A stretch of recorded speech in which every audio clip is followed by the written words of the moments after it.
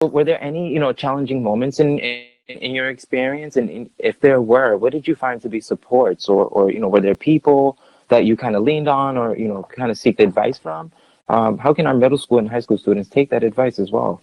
When I was first out of college, it's like I just became an engineer and I went into work in a wind tunnel.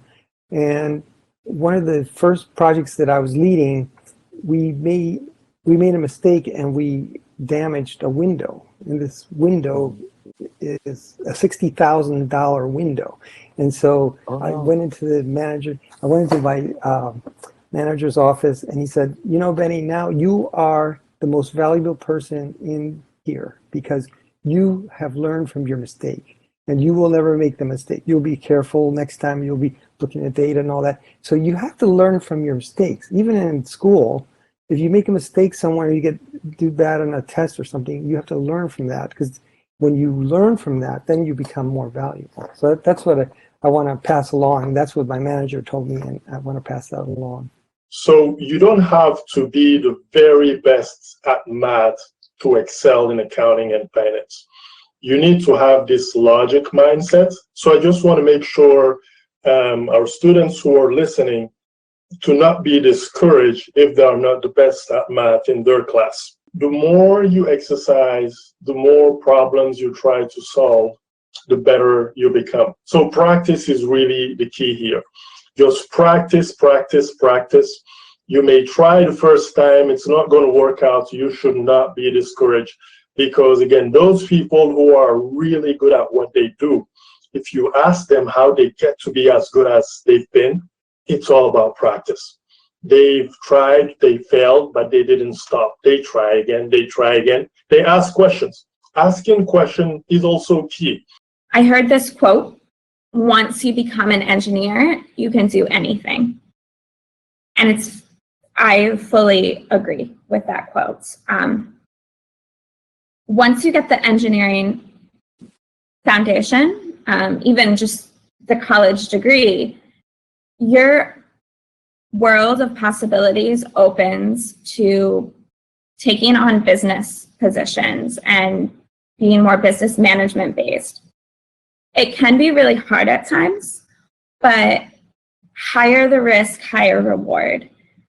So if you feel like you're stuck, just keep trying. When I was in college, I actually failed one of my classes, and some of the other people I knew did also.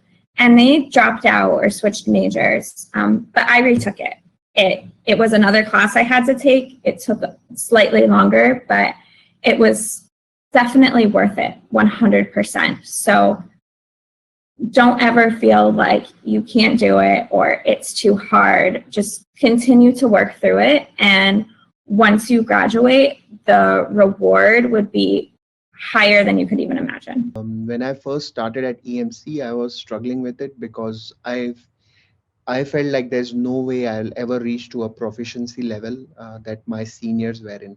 So if there was a senior engineer and I was a junior engineer, I felt like I would never reach there. And after a few years, I became the senior engineer, and suddenly junior engineers were approaching me with problems, and that was for a 6 months to a year, that was nerve wracking, because I was like, I can barely take care of myself. How can I take care of these other folks? But as time went on, I got good mentoring and coaching from my then mentors, which I really took to heart, and that helped me out. With technology, one of the things is technology keeps changing, things keep moving ahead. In terms of imposter syndrome, what I tell myself is if I can be disciplined and persistent enough to learn the past technology back in 2007, I can always use the same principles here, the persistence and the discipline that is needed.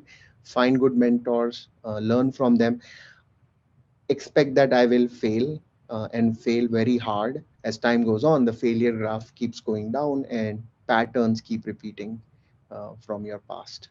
And that's how you'll become proficient, and that's how you will get out of the imposter syndrome slowly.